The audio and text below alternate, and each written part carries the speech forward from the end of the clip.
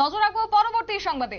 বাংলাদেশের হিন্দু নির্যাতন নিয়ে এবার আওয়াজ উঠল ব্রিটিশ পার্লামেন্টেও, এবং এতে করে আন্তর্জাতিক মঞ্চে যে আরো একবার কোণঠাসা বাংলাদেশ সেটা আর বলার অপেক্ষা রাখে না। অর্থাৎ ইউনূসের উপরও চাপ বাড়ছে রীতিমতো, এবং সেই সঙ্গে ইউরোপের মাটিতেও এবার কোণঠাসা হচ্ছে বাংলাদেশ সরকার।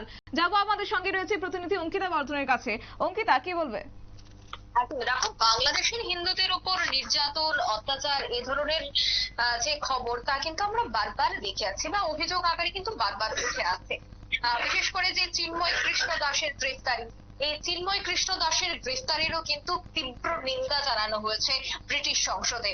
এবং কনজারভেটিভ পার্টির সাংসদ বব ব্ল্যাকমিল, সেই বব ব্ল্যাকমিল বৃহস্পতিবার সংসদের সরব হন সেই বাংলাদেশ ইস্যুতেই। এবং দেখো, বাংলাদেশের যে অন্তর্বর্তী সরকার তার বিরুদ্ধে যে বিস্ফোরক রিপোর্ট এই মুহূর্তে পেশ করেছে ব্রিটিশ পার্লামেন্টে হাউস অফ কেমস এর বহুদলীয় গোষ্ঠী all party parliamentary group for the commonwealth. আর তারপরে কিন্তু আবারও এক প্রকার উত্তাল হয়ে ওঠে এবং ব্রিটেনের যে পার্লামেন্ট সেই পার্লামেন্টে ভাষণ দিতেই গিয়ে একেবারে ব্ল্যাকম্যান বলেন যে বাংলাদেশে যেভাবে হিন্দুদের উপর হামলা হচ্ছে, জেলে ভরা হয়েছে চিন্ময় কৃষ্ণ দাসকে, সেসবের তীব্র তিনি নিন্দা করছেন।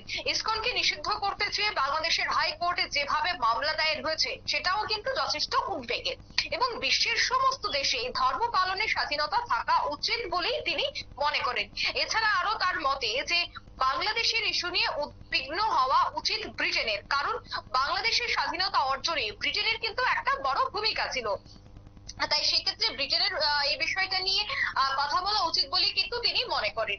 এবং ঋষি সুনাকের দলের সাংসদ আরো বলেন যে বাংলাদেশের হিন্দুদের হত্যা করে তাদের বাড়ি জ্বালিয়ে দেওয়া হচ্ছে, পুড়িয়ে দেওয়া হচ্ছে মন্দির।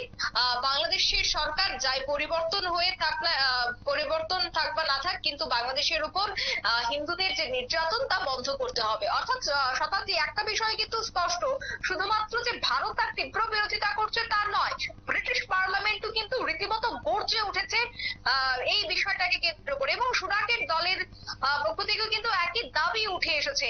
শুধুমাত্র আমি ব্রিটেন বলবো না, আমরা কাল দেখেছিলাম যে ক্যালিফোর্নিয়া থেকে শুরু করে বেশ কয়েকটি জায়গায় তীব্র নিন্দা চলছে, এবং যে জায়গাতেই ভারতীয়রা রয়েছে বা হিন্দু বাংলাদেশিরা রয়েছে, কারণ আমরা জানি যে বাংলাদেশের প্রায় একটা ভালো অংশের মানুষ কিন্তু বিদেশে থাকেন, বিদেশে কর্মসূত্রে তারা বসবাস করে থাকেন।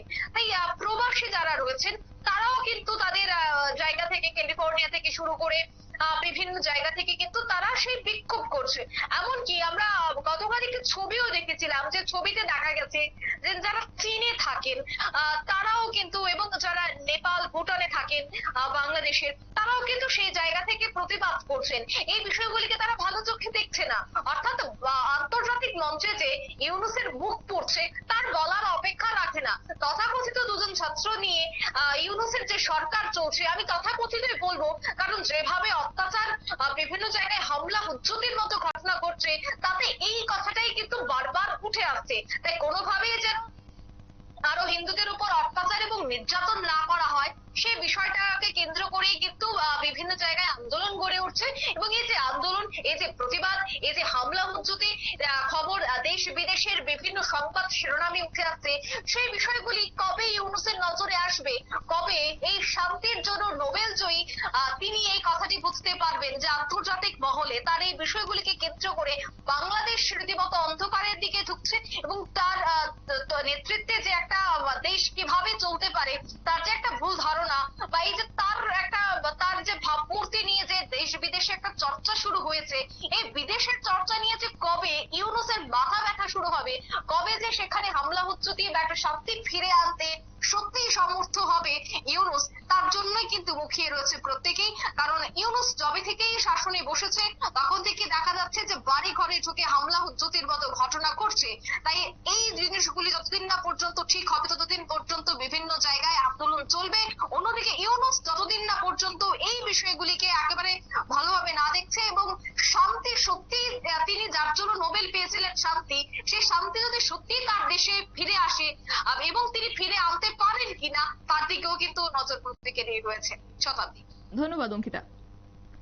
আমাদের সঙ্গে ছিল আমাদের প্রতিনিধি এবং কার্যত হাসিনার পরবর্তীতে বাংলাদেশ জুড়ে ইউনূসের আমলে যেভাবে সংখ্যালঘুদের উপর আক্রমণ হচ্ছে, সংখ্যালঘুরা ক্রমাগত এবার আক্রমণের শিকার হচ্ছে, তাতে করে দেখা যাচ্ছে যে শুধুমাত্র আজ ভারতই নয়, একই সঙ্গে এবার প্রতিবাদ জানাতে শুরু করেছে ব্রিটিশ মঞ্চ বা ব্রিটিশের বিদেশের মাটিতেও কিন্তু এবার রীতিমতো ইউনূসের চাপ বাড়তে শুরু করেছে এবং একই সঙ্গে আজকে দেখা গেছে ইউনূসের চাপ বাড়িয়েছে ব্রিটেন এবং এতে করে আগামী দিনে বাংলাদেশের সংখ্যালঘুদের উপর আক্রমণ থামে কিনা তা তো অবশ্য লক্ষণীয় বিষয়, সবটাই সময় বলবে। তবে আপাতত সংখ্যালঘুদের উপর যদি আক্রমণ না থামে তাহলে আগামী দিনে আরো কোণঠাসা হতে হবে বাংলাদেশের তত্ত্বাবধায়ক সরকারকে। নিয়ে নিচ্ছে ছোট্ট একটি বিজ্ঞাপন বিরতির সঙ্গে থাকুন।